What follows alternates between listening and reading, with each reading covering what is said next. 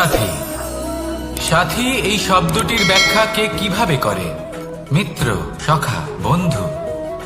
কিন্তু অর্থ একটাই, তিনি যিনি আপনার সঙ্গী হন আর তিনি যার সাথী আপনি হন। এবার সব থেকে বড় প্রশ্ন হলো এটাই যে তিনি কে হতে পারেন যাকে আপনি আপনার সাথী বলে মেনে নিতে পারেন, নিজের সখা, নিজের মিত্র, নিজের বন্ধু মেনে নিতে পারেন। আপনার সাথী হলেন তিনি যিনি দুঃখের সময় আপনার পাশে থাকবেন, আপনার হাত ধরে থাকবেন। আপনার সাথী হলেন তিনি যার হাত আপনি নিজের সুখের দিনে ধরে থাকবেন। সেই সাথীরই হাত ধরুন যিনি দুঃখে সবসময় আপনাকে সাহায্য করার জন্য তৎপর হয়ে থাকেন, আপনার পাশে থাকেন, আর যাকে সুখের দিনে আপনি আপনার সাথে রাখতে পারেন। আর যখন আপনার সাথে আপনার এই সাথী থাকবে তখন আপনি এটা বুঝবেন যে যখন জীবনে দুঃখ আসে তখন এই দুঃখ কমে যায়, সবার মধ্যে ভাগ হয়ে যায়। আর যদি তখন সুখ আসে তাহলে সেটা সবার উপস্থিতিতে আরো বেড়ে যায়। এটাই হলো প্রেম, এটাই হলো ভালোবাসা, এটাই হলো সঙ্গ। যেমন সম্পর্ক আমার আর রাধার মাঝে। তাহলে আসুন আর আমার সাথে ভালোবেসে বলুন, রাধা রাধা।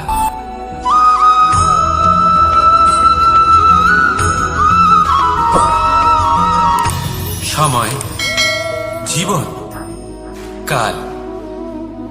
দেখতে গেলে এই তিনটি শব্দ একটি শব্দেরই সমার্থক শব্দ মনে হয়, কিন্তু এই শব্দগুলির অর্থ কি সমান? কখনোই নয়। হ্যাঁ, এই সময় চলতে থাকে, জীবন চলতে থাকে, কালচক্র চলতে থাকে।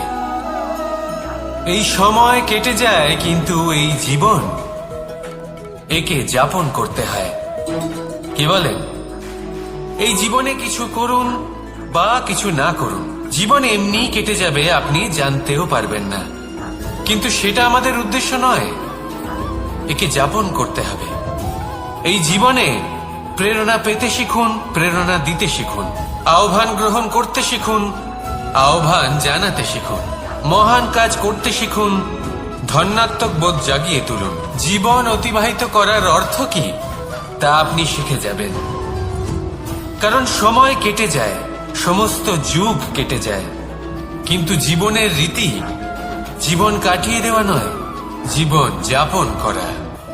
এই জীবন সম্পূর্ণরূপে অনুভব করতে হবে, নতুন পথ বানাতে হবে। এবারে যদি এই জীবন বাঁচার সময় একবার ভেবে দেখুন, যদি মনে প্রেম থাকে, সদ্ভাবনা থাকে, তাহলে কি হবে? এই জীবনকে বাঁচার অনুভূতিটাই অন্যরকম হয়ে যাবে, একটা আনন্দময় অনুভূতি লাভ করবেন। তাহলে এটাই করুন আর আমার সাথে ভালোবেসে বলুন, রাধা রাধা।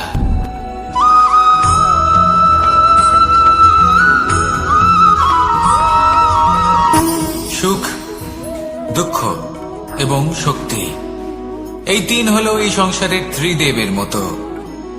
আমাদের জীবনে যা কিছু ঘটছে এই তিনটির ভিত্তির উপরেই হচ্ছে। আসলে এই সংসারের একটা নিয়ম আছে, যখনই আপনি কিছু লাভ করেন এই সংসার আপনার পরীক্ষা নেয়।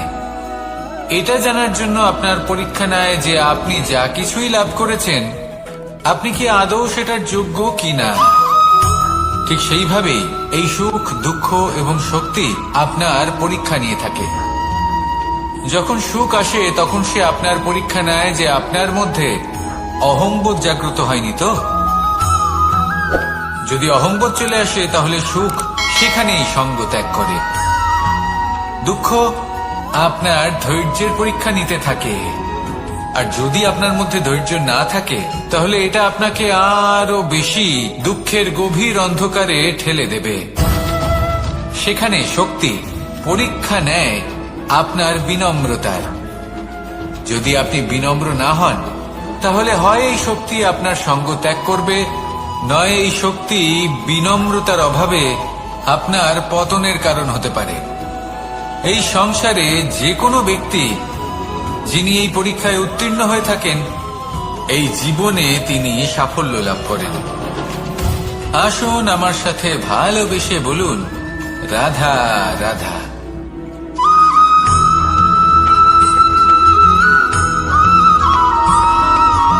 কখনো কখনো আমরা ভাবি যে কোনো ব্যক্তি যিনি ধর্মের পথে চলেছেন, যদি তার দ্বারা কোনো ভুল হয়ে থাকে তাহলে নিয়তি তাকে সেই মুহূর্তেই কঠোর শাস্তি দেন। কিন্তু সেই সব মানুষ যারা সংসারের সব থেকে বড় অধর্মী, বহু নিকৃষ্ট মানের কাজ করেন, তাদের নিয়তি অনেক সুযোগ দেন। তাদের নিয়তি এরকম কঠোর প্রহার করেন না। এই ভাবনা কখনো না কখনো মনে আসেই। ভেবে দেখুন কেন? আসলে জীবনকে বেশিরভাগ মানুষ একভাবেই দেখে থাকেন, বিভিন্ন স্তরে একে দেখা উচিত। এবার আপনি বলুন, এই সংসারে কোনো অধর্মী কখনো প্রেরণার উৎস হতে পারেন? কখনোই নয়। যে মানুষ নিজের আত্মাকে মলিন করে ফেলেছেন, তিনি এই সংসারকে কিভাবে প্রেরণা যোগাবেন? উনি নিজেই বুঝতে পারেন না কোনটা করা উচিত, ধর্ম কোনটা। তাই নিয়তি তাকে একটা সুযোগ দেন, এটা বোঝার সুযোগ দেন যে কোনটা উচিত, কোনটা ধর্ম। সুযোগ দেন নিজের বিবেক জাগিয়ে তোলা, তাকে সুযোগ দেন নিজের অন্তরাত্মার ডাক শোনা। যখন তাতেও কাজ হয় না, তখন নিয়তির কাছে একটাই পথ বাকি থাকে, আর তা হল মহাবিনাশ। মহাবিনাশ হয়তো দেরিতেই আসতে পারে, কিন্তু তা অবশ্যই আসবে। আর যখন মহাবিনাশ আসে, তখন মহাবিনাশের যন্ত্রণা সমগ্র মানব জীবনের যন্ত্রণার থেকে অনেক বেশি হয়। এই কথাটা সবসময় মনে রাখবেন। আর অন্যদিকে যে মানুষ ধর্মের পথে চলছেন, তার দ্বারা যদি কোনো ভুল হয়ে থাকে, তখন নিয়তি তার পরীক্ষা নেন। কিছুক্ষণের জন্য মানুষের মনে হতে পারে নিয়তি তাকে কঠোর শাস্তি দিয়েছেন।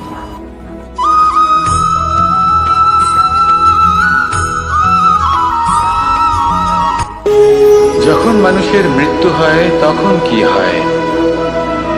অনেক সংখ্যক মানুষ শোক পালন করতে চলে আসেন। যে ব্যক্তি মৃত্যু লাভ করেছেন, তার অনেক বস্তু থাকে যেগুলো তার প্রিয়, যেগুলো তিনি ব্যবহার করেছেন। তার শয্যা, তার বস্ত্র, তার আভূষণ সবকিছু তার থেকে বিচ্ছিন্ন করা হয় এবং খালি হাতে তাকে শ্মশানের উদ্দেশ্যে রওনা করা হয়। আমি আপনাকে এই প্রশ্ন করতে চাই, আপনি এই সংসারে কি অর্জন করেছেন? ধন সম্পত্তি, বস্ত্র, আভূষণ, এই সব কিছু যে আপনি অর্জন করেছেন, আপনার মৃত্যুর পরে তা আপনার থেকে দূর হয়ে যাবে। এর উত্তর হলো একটাই, আপনার কর্ম। শুধু সেটাই আছে যা একান্ত আপনার, আর শুধু সেটাই এই সংসার থেকে চলে যাওয়ার পরেও সংসারেই জীবিত থাকবে। যদি আপনি দুষ্কর্ম করেন, তাহলে এই সংসার আপনাকে একটি অনুচিত উদাহরণ হিসেবে মনে রাখবে যে এই ব্যক্তি খুব পাপী ছিল, অনুচিত কর্ম করতেন। যে পথে তিনি চলেছেন, সেই পথে কারোর চলা উচিত নয়। সেখানেই যদি আপনি সৎকর্ম করেন, তাহলে সংসার চিরকাল এটাই বলবে যে খুব ভালো মানুষ ছিলেন, সবাইকে ভালোবাসতেন, সবাইকে সাহায্য করতেন, আমার খুব প্রিয় মানুষ ছিলেন। এটাই হলো শ্রেষ্ঠ কর্ম। সেই জন্য জীবনে শুধুমাত্র ধন সম্পত্তি, আভূষণ এই সব অর্জন করতে গিয়ে নিজের মনোনিবেশ করবেন না। শ্রেষ্ঠ কর্ম করুন। সংসার থেকে চলে যাওয়ার পরেও এই কর্মই এই সংসারে আপনাকে জীবিত রাখবে। আসুন আমার সাথে ভালোবেসে বলুন, রাধা রাধা।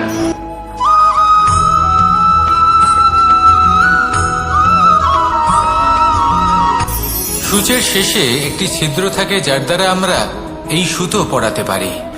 আর তারপর সূচের সাহায্যে এই সুতো দিয়ে বস্ত্র সেলাই করা যায়। কিন্তু যদি সুতোটা সোজা করে ধরা না হয়, তাহলে সূচে কখনো এই সুতো পরানোই সম্ভব নয়। যদি এতে কোনো গিঁট পড়ে, তখন তা কখনোই এই ছিদ্র দ্বারা প্রবেশ করা সম্ভব নয়। ঠিক এইভাবেই যদি আপনি কারোর জীবনে প্রবেশ করতে চান, কারোর অন্তরে প্রবেশ করতে চান, তাহলে আপনাকেও সহজ থাকতে হবে। এতে কোনো গিঁট থাকলে চলবে না, অর্থাৎ মনে যাতে কোনো মালিন্য না থাকে, যেন কোনো কুচিন্তা না থাকে। যদি এসব থাকে, তাহলে আপনি কখনো কারোর জীবনে প্রবেশ করতে পারবেন না। আর যদি কোনোভাবে আপনি প্রবেশ করেও যান, তাহলে তার মনে ঘর করতে পারবেন না। নিজেকে এই সুতোর মতন করে তুলুন, সহজ। মনে যেন কোনো কুচিন্তা না থাকে, সবার প্রতি যেন সদ্ভাবনা থাকে, শুভ চিন্তা থাকে। এমনটা করতে থাকুন। এমন একটা দিন আসবে যেদিন এই সমস্ত সংসারের ব্যক্তির মনে আপনি বাস করবেন, আর তখন এই মন প্রসন্ন হয়ে বলবে, রাধা রাধা।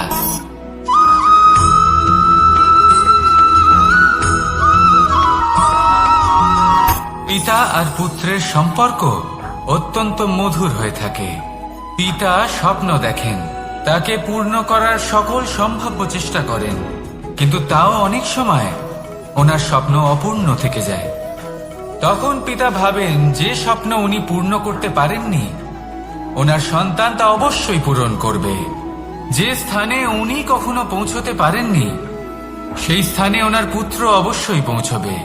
পিতা নিজের সন্তানের ভবিষ্যৎ নিয়ে সেই স্বপ্ন দেখেন, আর যখন সেই সন্তান সামনে এগোতে থাকে তখন তার দুঃখ হয় না, বরং গর্ব হয়। ওনার ভালো লাগে এটা দেখে যে ওনার সন্তান অনেক উন্নতি করছে।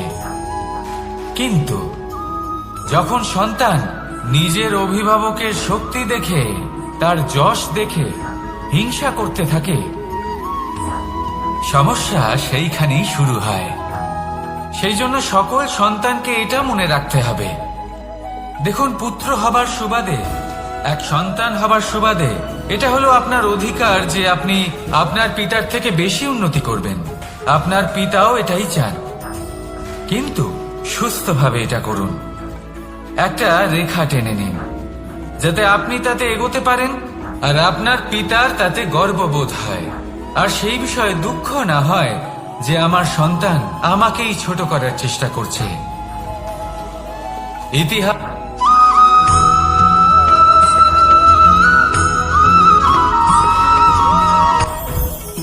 জীবনে কিছু শেখা অত্যন্ত গুরুত্বপূর্ণ। এবার কি কি শিখতে হবে সেই সব শেখানোর জন্য অনেক শিক্ষক রয়েছেন, কিন্তু কি শিখবেন না আর কি করবেন না, এটা আমাদের নিজের অভিজ্ঞতা দিয়ে শিখতে হয়। কিন্তু তার মানে এটা নয় যে যদি আপনাকে শিখতে হয় যে আগুনের তাপ কতটা, আপনাকে আগুনের মধ্যে হাত দিতে হবে। না, অন্য কারোর অভিজ্ঞতা দ্বারাও শিখতে পারেন। প্রশ্ন শুধুমাত্র একটাই যে আপনি কি শিখতে চান নাকি চান না। যদি আপনি এটাই ভাবেন যে আমি শুধুই নিজের অভিজ্ঞতা দ্বারাই শিখতে চাই, তাহলে জীবনকাল ছোট মনে হবে, অনেক কিছুই শিখতে পারবেন না। তাই নিজের সাথে সাথে বড়দের অভিজ্ঞতার দ্বারাও শেখা শুরু করে দিন। এই সংসারের অভিজ্ঞতা দ্বারা শিখতে শুরু করে দিন। আর এটা নিশ্চিত রূপে শেখা আবশ্যক যে কখন কি করবেন না, কোথায় থামতে হবে আর কোথায় থামবেন না। তাহলে আসুন আর আমার সাথে ভালোবেসে বলুন, রাধা রাধা।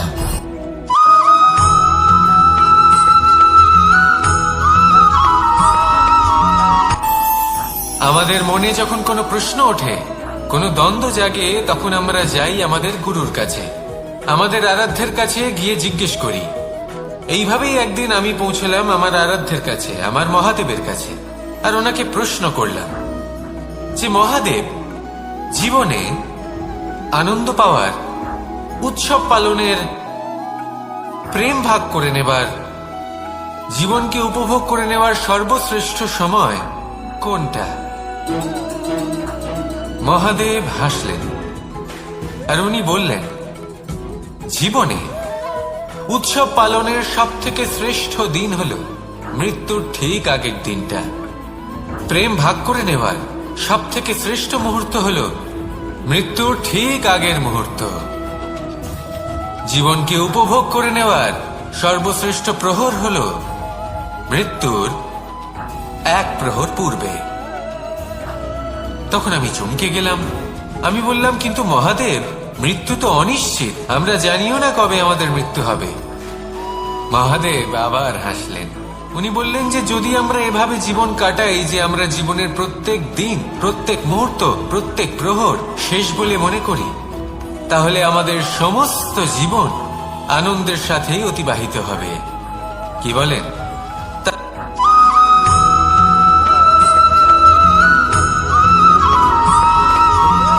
পঞ্চতত্ত্বের মধ্যে দ্বিতীয় তত্ত্ব হল ধরণী, ভূমি, যাকে আমরা ধরণী মাতা বলি।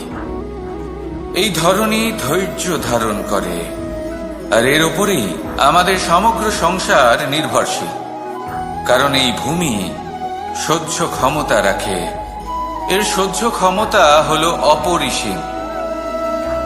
সন্তান যতই আঘাত প্রদান করুক না কেন, প্রেম পূর্বক সহ্য করে, আর তার বদলে অমূল্য রত্ন প্রদান করে। সন্তান যদি হাল চালায়, তাহলে তার বদলে তাকে অন্ন প্রদান করে। এটাই হলো ধরণী। এবার এর থেকে আমরা কি শিক্ষা পেতে পারি? এটাই যে কারোর জন্য কিছু করা বা কাউকে কিছু দেওয়া মনে কোনো কামনা ছাড়াই। আর এই কথাটা বুঝে যান, যদি কারোর জন্য কামনা না রেখে বা কোনো পাওয়ার আশা না রেখে কারোর জন্য কিছু করেন বা কারোকে কিছু দেন, যদি এটা আপনি শিখতে পারেন, তবে আপনি ভালোবাসতে শিখে গেছেন। আর সেই জন্যই এই ধরিত্রীকে মাতা বলা হয়। কারণ মাতা শুধু উনি নন যিনি গর্ভে সন্তানকে ধারণ করেন, মাতা তো উনিও যিনি জীবন বাঁচতে শেখান, যিনি জীবন বাঁচার উদাহরণ প্রদান করেন। তাহলে ধরণীর থেকে এই নিঃস্বার্থ ভাব শিখুন, নিঃস্বার্থ ভালোবাসা শিখুন, আর এই ভালোবাসার সাথেই বলুন রাধা রাধা।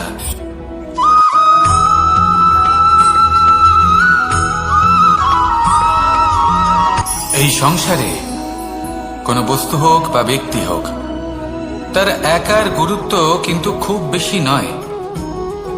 একটা উদাহরণ হিসেবে বৃষ্টির ফোঁটাকে ভেবে দেখুন।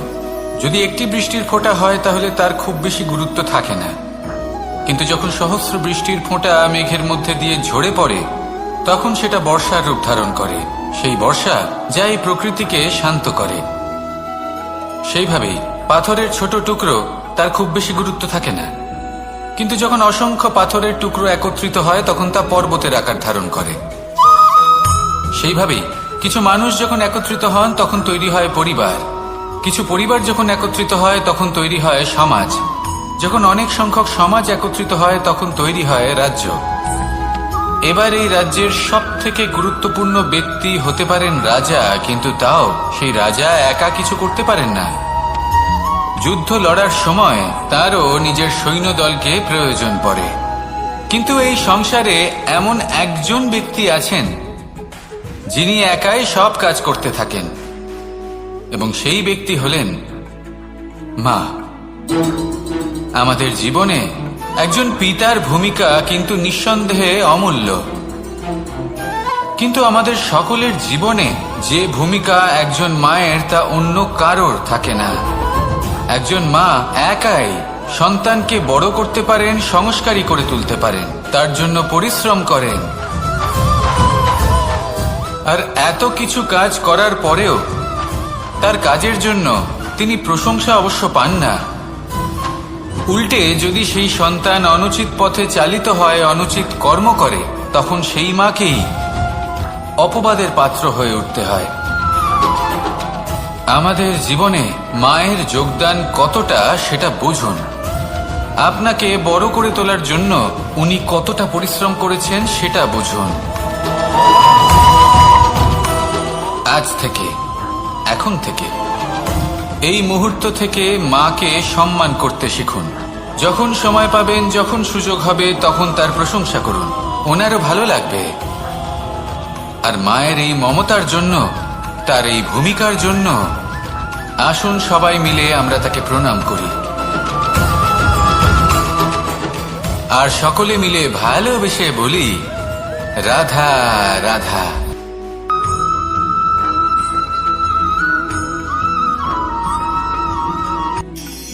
মানুষ তার জীবনে দুই ধরনের পরিস্থিতিকে খুব ভয় পায়।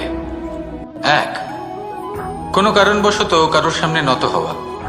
দুই, কোনো কারণে নিজের চরিত্র থেকে, নিজের মূল্যবোধ থেকে বিচ্যুত হওয়া। এবার কেন হয় এরকম যে কথায় কথায় কারোর সামনে নত হতে হয়?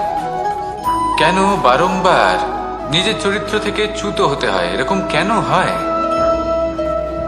এটা তখনই হয় যখন আমাদের শিক্ষা এবং মূল্যবোধের অভাব থাকে।